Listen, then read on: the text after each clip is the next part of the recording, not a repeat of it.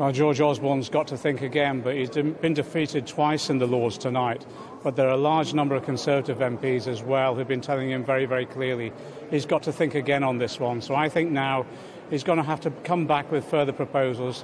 I've said to him very clearly, if he comes back and reverses this policy, we won't make any political hay on this. We'll support him, but he's got to have a full and fair, really, reversal of policy. I think people have been shocked that he's gone so far to try and push this through, despite all the opposition, even within his own party. I mean, the government, of course, has already been saying that actually the people who have been making unconstitutional hay include the Labour peers, unelected peers who lost the election, now voting down a measure that MPs in the Commons have voted for twice. Well, there wasn't just Labour peers who were voting against it tonight. There was a number of cross-party and cross-bencher peers who were voting against it. And it is their constitutional right to amend legislation, but also it's their constitutional right on issues like this to express a view. And they have, and they've simply referred it back to him to say, think again. But as I say, many Conservative MPs have done that, and I know also members of his cabinet are asking him to think again. So I think when it comes back in the House of Commons, many MPs on all sides will be asking him now to come back with proposals where people are protected. This scheme hits the hardest, really, in terms of working people who go to work, look after their kids, do everything asked of them, and is threatened to lose about £1,300 a year. That's just unacceptable to not just the House of Lords, but I think large numbers of MPs on all parties in the House of Commons. How would you respond if the government decides this is a constitutional crisis and that what they need to do is not fix the tax credits issue, but fix the House of Lords in some way, perhaps by creating 150 new Conservative peers?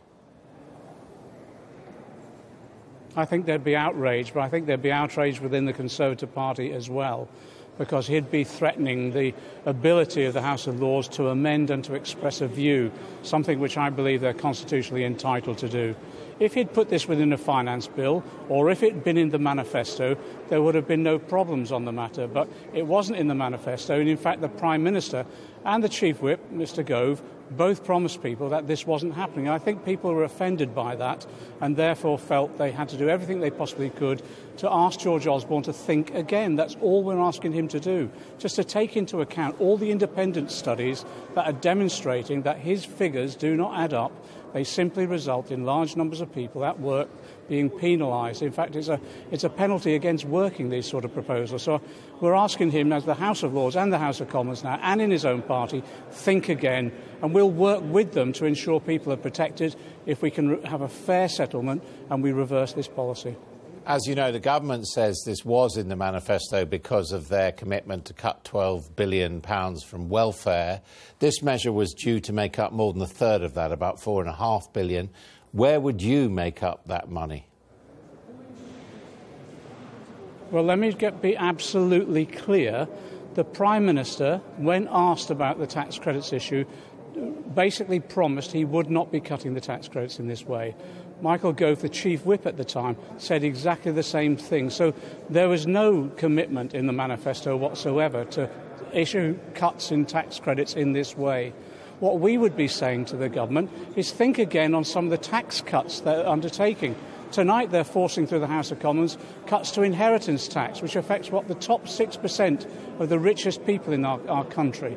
In addition to that, he's cut corporation tax to a low level, the lowest right the way across Europe. In addition to that, he gave tax cuts to millionaires. I think people are just feeling it's unfair that at the same time he's cutting taxes to the richest, he's cutting tax credits to middle and low earners and some of the poorest in our society. I think the vote in the House of Lords tonight and some of the debate in the House of Commons, even within the Conservative Party, is about fairness and fairness of treatment. That's why we're asking George Osborne to think again. And you're sure that this is down to George Osborne? It's his mistake?